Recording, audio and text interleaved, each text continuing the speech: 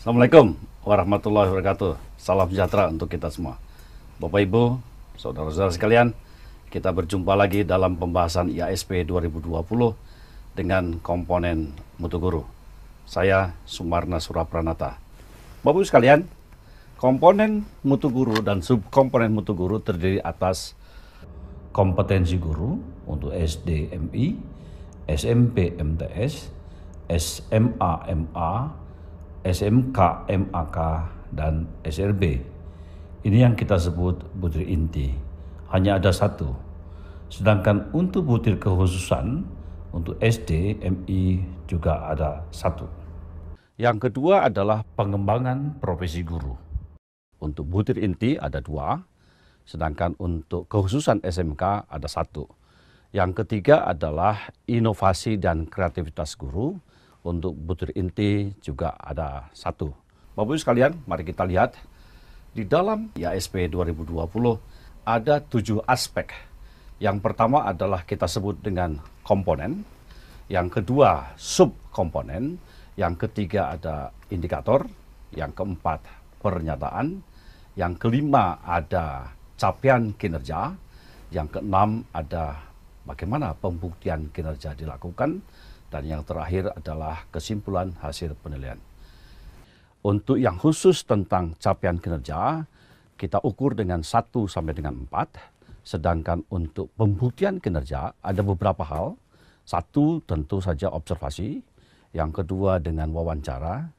Yang ketiga dengan dokumen. Yang keempat bisa kita lakukan dengan cara menyebarkan angket kepada stakeholder kita, kepala sekolah, guru, siswa, ataupun komite sekolah. Bapak Ibu sekalian, untuk khusus butir yang akan kita bahas adalah butir 21 tentang pengembangan profesional berkelanjutan, akan lakukan dengan 2 hal. Yang pertama adalah dengan dokumen, telah dokumen, dan yang kedua adalah dengan wawancara.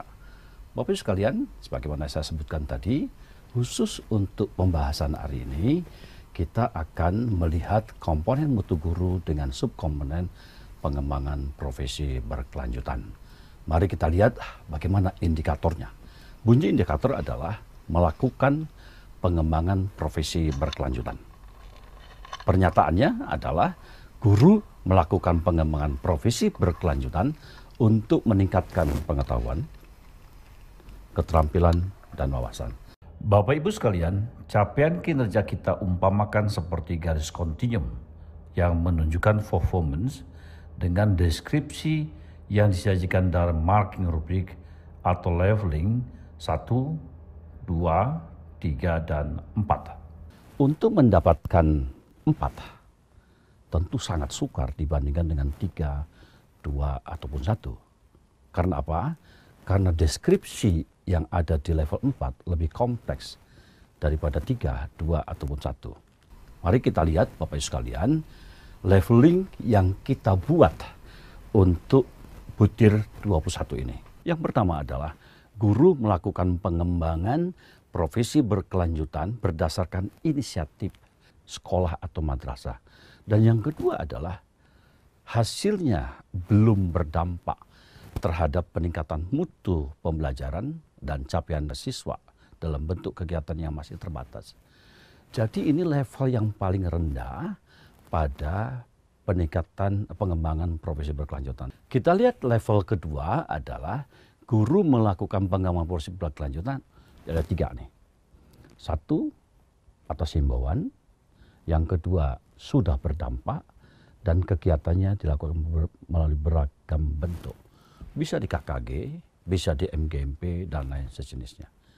Ini kita katakan level 2. Yang ketiga adalah guru melakukan pengembangan profesi berkelanjutan atas inisiatif sendiri. Ini yang keren ini. Dan hasilnya berdampak terhadap peningkatan mutu pembelajaran dan capaian belajar siswa. Yang ketiga, dilakukan beragam kegiatan, KKG, MGMP, diskusi ilmiah, dan lain sebagainya.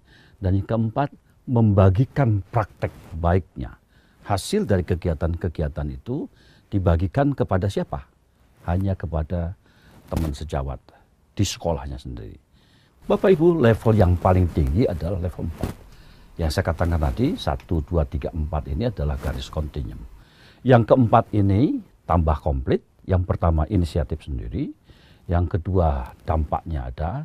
Yang ketiga beragam bentuk dilakukannya di KKG, MGMP dan sebagainya. Praktek baiknya dibagikan di dalam sekolah maupun di luar sekolah. Ini yang lebih keren. Ini kata kunci yang sangat penting di dalam kita melihat capaian kerja yang dilakukan oleh guru untuk pengembangan profesi guru, kompetensi berkelanjutan.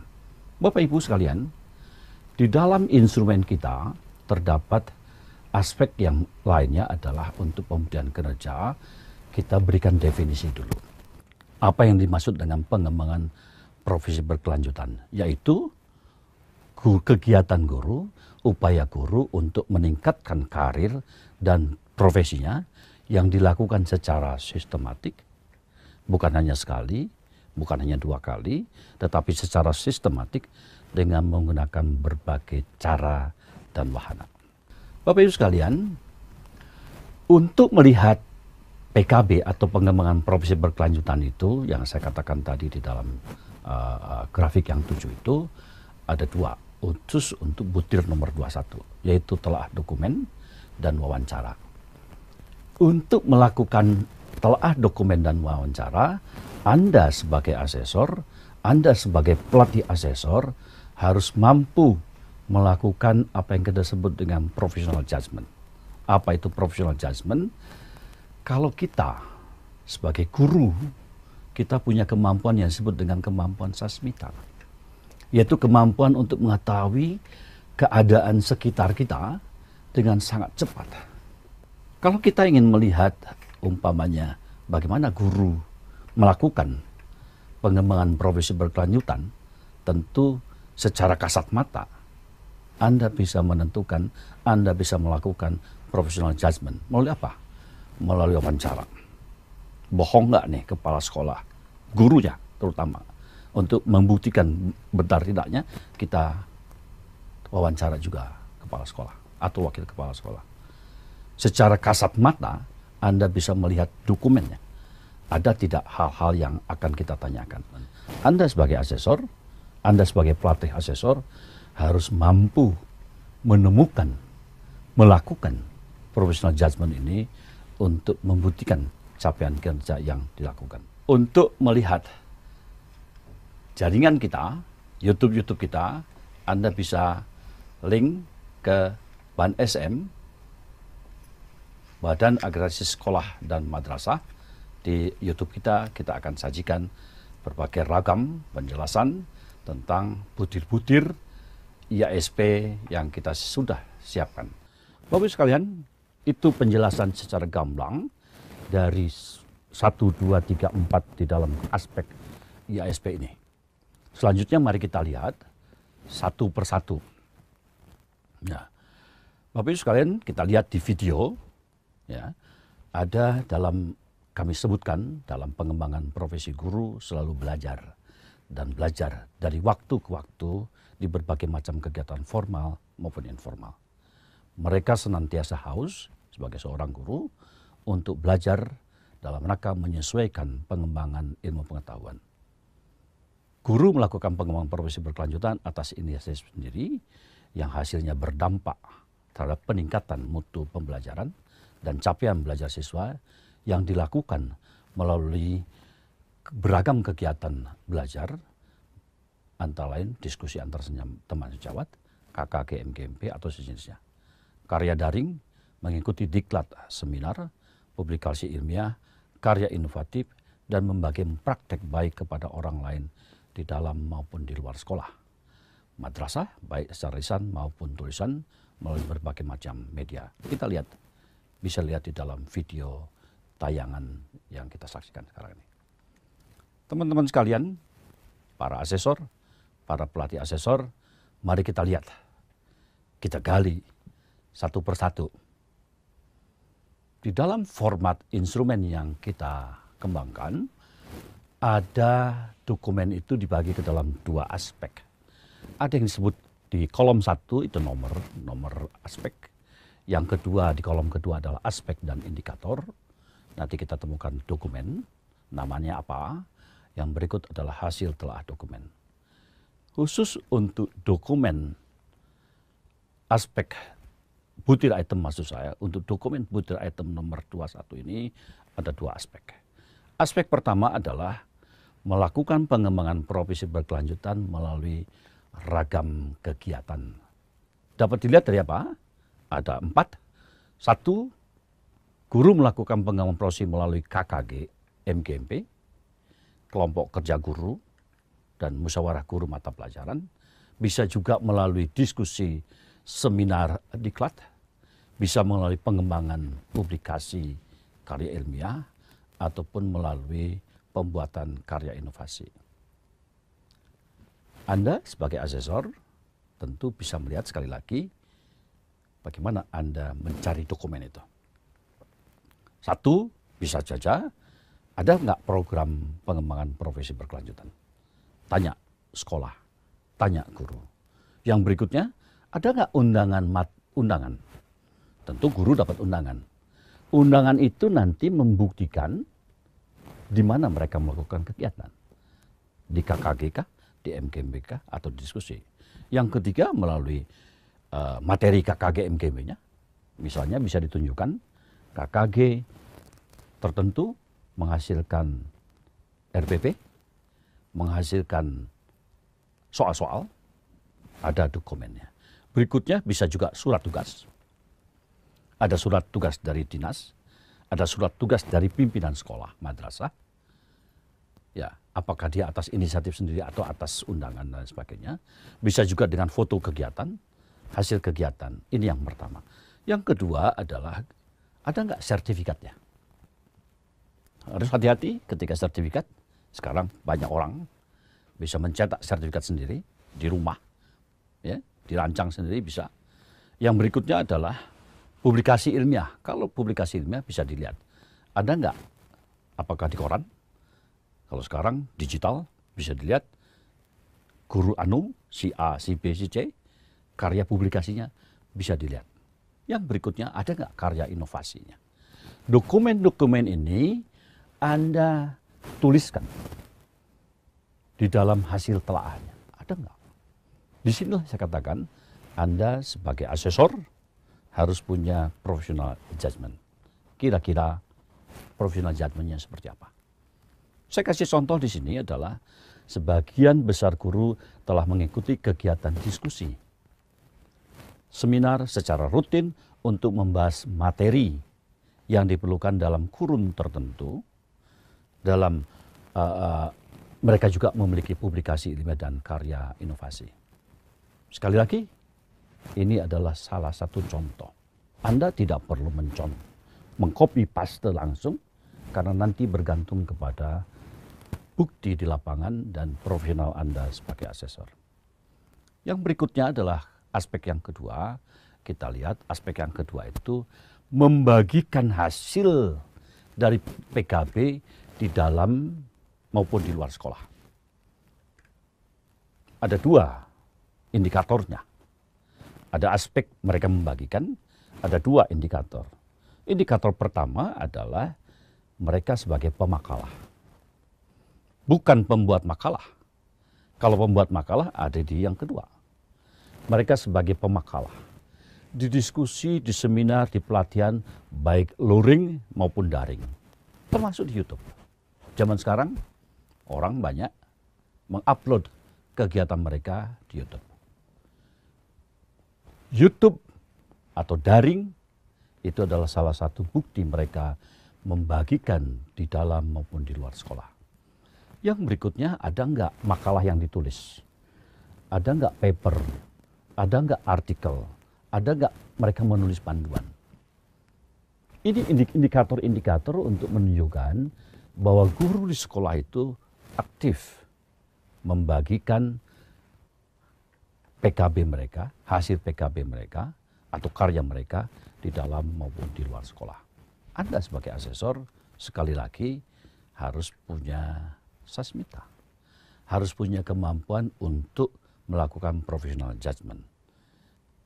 Nama dokumennya Bisa makalah, bisa tulisan, bisa hasil seminar, bisa paper, bisa buku, bisa panduan. Atau yang paling gampang sekarang, tanya, linknya apa? Nama YouTube-nya apa? Anda bisa pegang HP, tunjukkan.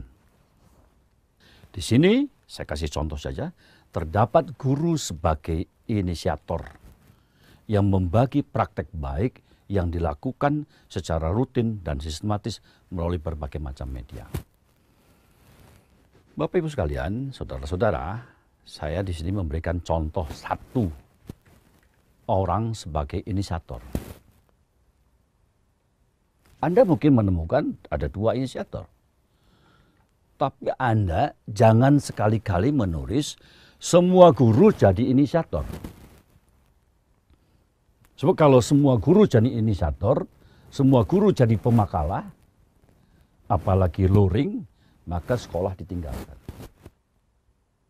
Tidak ada guru yang ngajar di situ. Yang berikutnya teman-teman, Bapak Ibu sekalian, bagaimana kita melakukan wawancara. Di sini kami contohkan ada 4 aspek yang diwawancara dan indikatornya. Yang pertama adalah kita tanya, apakah betul guru melakukan pengembangan profesi berkelanjutan atas inisiatif sendiri? Ada 3 hal, ada 3 indikator. 1, memang karena kebutuhan pengembangan diri. Yang kedua, karena ada aturan. Harus memenuhi angka kredit umpamanya. Untuk kenaikan pangkat, mereka harus mengikuti pengembangan atau mengikuti pelatihan sekian jam. Ini yang disebut dengan melakukan pengembangan profesi memenuhi aturan dan kewajiban. Yang ketiga adalah permintaan kepala sekolah. Di sini kami contohkan 2 pihak yang kita tanya. Yang pertama adalah kepala sekolah atau wakil kepala sekolah. Yang kedua guru sendiri. Ini contoh kepala sekolah memberikan fasilitas sepenuhnya kepada guru yang akan melakukan pengembangan profesi berkelanjutan. Sekali lagi, contoh. Anda wawancara dari 3 indikator tadi untuk 1 aspek inisiatif sendiri, Anda simpulkan. Tidak harus begini. Ini adalah satu contoh. Gurunya mengatakan, guru melakukan PKB atas inisiatif sendiri. Aspek kedua, kita akan mengukur, akan melihat dampak pengembangan profesi guru terhadap peningkatan mutu guru dalam pembelajaran maupun capaian belajar siswa dari segi akademik dan non-akademik. Ada 3 indikator yang kita lihat.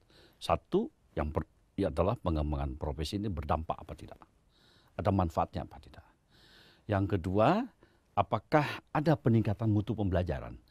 Berubah enggak cara guru mengajar, metodologi mengajar, penggunaan alat-alat yang dipakai untuk memperagakan mata pelajaran tertentu. Berubah apa enggak?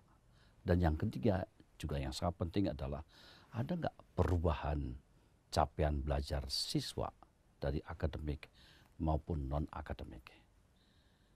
Itu adalah indikator untuk melihat dampak. Kita lihat bagaimana hasil wawancara kita terhadap kepala sekolah. Saya katakan, ini adalah contoh. Ya, di sini saya tulis kepala sekolah menilai PKB menjadi guru-guru lebih baik dalam mengajar. Sehingga hasil belajar siswa di bidang akademik dan non-akademik meningkat. Kepala sekolah maupun wakil kepala sekolah yang kita wawancara, kita simpulkan seperti itu. Bagaimana kata guru? Guru mengatakan materi-materi PKB sangat dibutuhkan untuk peningkatan proses pembelajaran, untuk meningkatkan pedagogi, untuk meningkatkan profesional, dan membantu dalam proses pembelajaran. Mungkin sebelum PKB, sebelum peningkatan kompetensi guru melalui kegiatan di KKG MGMP, guru tidak tahu bagaimana cara membuat alat sederhana untuk IPA, untuk matematika. Tapi hasil dari diskusi mereka di kelompok kerja, mereka jadi tahu bagaimana cara membuat alat sederhana ketika sekolah tidak punya alat sederhana di kelas atau di sekolah mereka. Itu yang aspek yang kedua. Aspek yang ketiga adalah Bapak Ibu sekalian, ditinjau dari apakah kegiatan itu dilakukan melalui beragam bentuk. Saya katakan tadi ada 4. Kita wawancari kepala sekolah, wakil kepala sekolah, dan tanya guru. 1 di KKG MGMP atau sejenisnya. 2 di diskusi seminar atau diklat. 3 di publikasi ilmiah. Sekarang banyak sekali guru-guru keren, guru-guru hebat kita membuat karya, menuliskan temuan, dan mereka upload di dunia maya, di YouTube. Yang keempat adalah, ada nggak karya inovasi ilmiah atau karya inovasi saja? Mungkin ada yang menyebut karya inovasi ilmiah, mungkin juga ada yang menyebut karya inovasi saja. Ini karya-karya mereka, kegiatan mereka, ragam bentuk kegiatan harus kita gali. Wakil kepala sekolah atau kepala sekolah mengatakan, ya mereka sudah melakukan. Dengan Anda deskripsikan sendiri. Yang berikutnya, guru juga mengatakan, rutin, ini buktinya Pak. Ini caranya Pak. Ini hasilnya Pak. Professional judgment Anda yang bisa mengisi kolom-kolom di dalam instrumen. Yang keempat Bapak Ibu sekalian adalah membagikan hasilnya di dalam dan di luar. Sama. Tadi dilihat dokumennya, sekarang kita lakukan wawancara. Pemakalah maupun materi, pemateri maupun buku, paket, dan sebagainya. Tanya kepala sekolahnya, tanya gurunya. Ini poin yang sangat penting kita lakukan dengan 2 cara untuk mencari tahu, untuk membuktikan capaian kinerja guru melalui peningkatan kompetensi berkelanjutan. Bapak Ibu sekalian, bagian terakhir dari instrumen adalah rangkuman, dan ini yang sangat berat. Yang pertama adalah isi kolom 2, aspek kinerja indikator, dan kolom 4, level kinerja. Ini tidak dapat diubah. Saya langsung kepada praktek saja, mari kita lihat. Yang satu, di dalam rangkuman ada 6 kolom. Kolom 1 adalah menunjukkan nomor, kolom kedua menunjukkan aspek kinerja butir. Saya ambil contoh di sini, melakukan pengembangan profesi berkelanjutan atas inisiatif sendiri. Deskripsi hasil Anda melakukan telah dokumen dan wawancara, Anda menuliskan apa? Bergantung kepada data dan fakta, bukan imajinasi.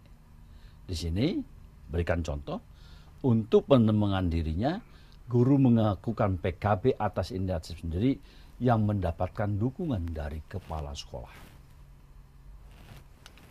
Sekali Anda menuliskan di kolom 3, sesudah yakin, Anda akan langsung ke kolom 4. Sekali Anda mengklik di dalam sistem Sispena kita, sekali mengklik kolom 4, Anda tidak bisa balik lagi ke kolom 3. Ini penting. Ya. Di dalam kolom 4 akan Anda temukan deskripsi level kinerja untuk aspek 1. Umpamanya di A, guru melakukan pengembangan profesi berkelanjutan atas dasar kebutuhan untuk pengembangan dirinya. Sedangkan Anda menuliskan kesimpulan, guru melakukan pengembangan dirinya, guru mengikuti PKB atas inisiatif sendiri. Kolom 3 dan kolom 4 Anda sandingkan. Hati-hati. Professional judgment di sini, Anda sebagai asesor harus clear cut. Pernyataan Anda di kolom 3 dicocokkan dengan kolom 4, mana yang cocok. Mana yang benar? Anda lingkari di kolom 4.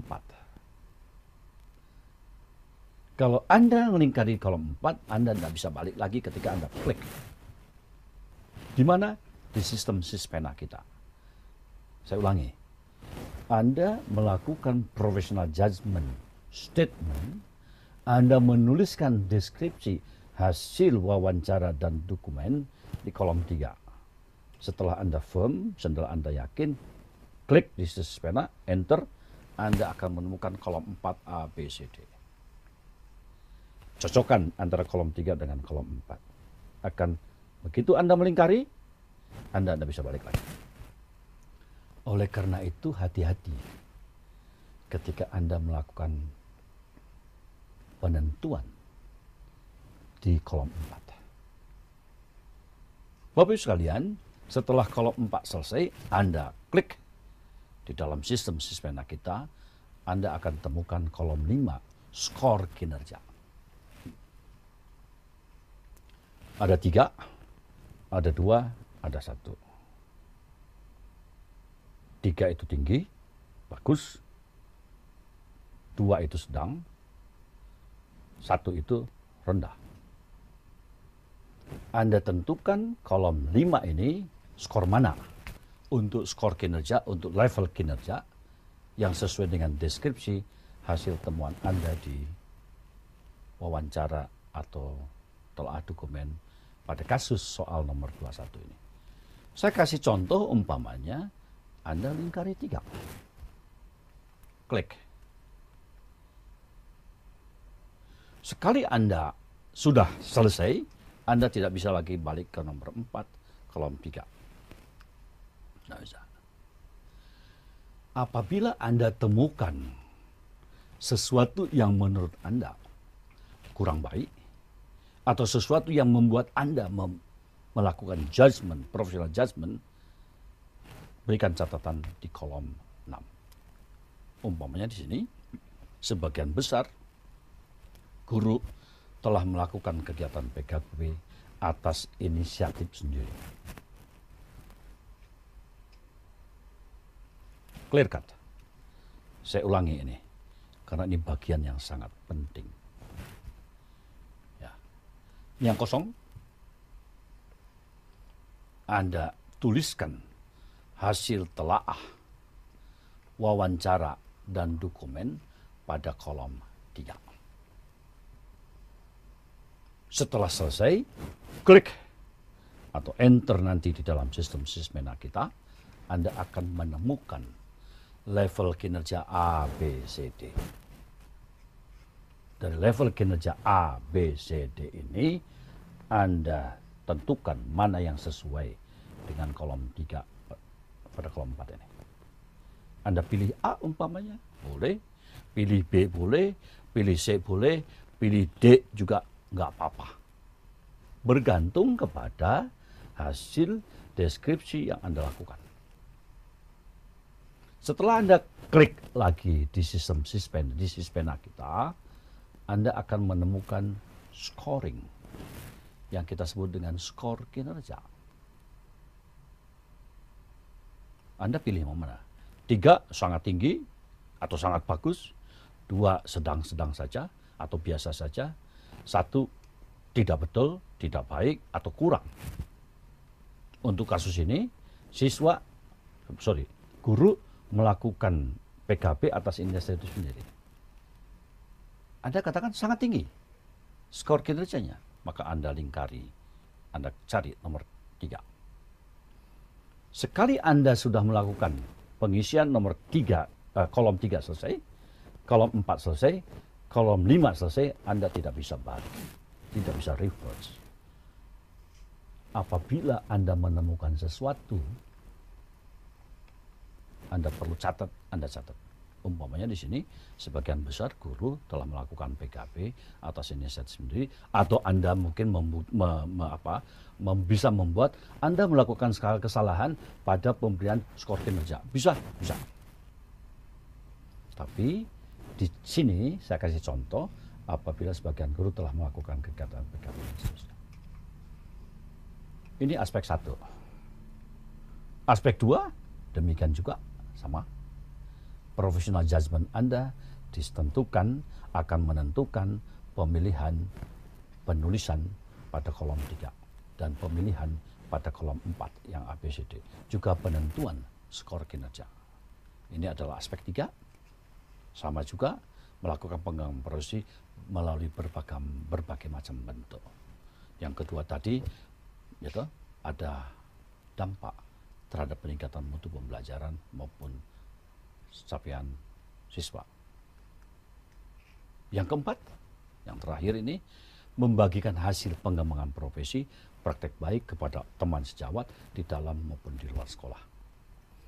Rentetan ini akan menghasilkan skor akhir seperti ini, yang kita sebut dengan skor butir. Bagaimana cara menentukan skor butir?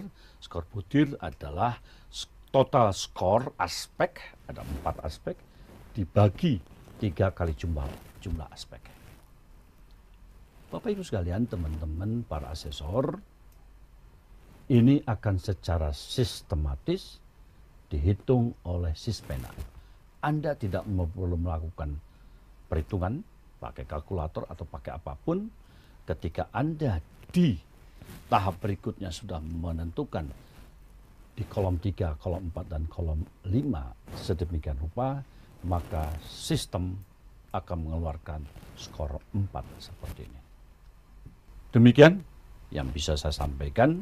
Semangat akreditasi, transparan, terpercaya, dan profesional.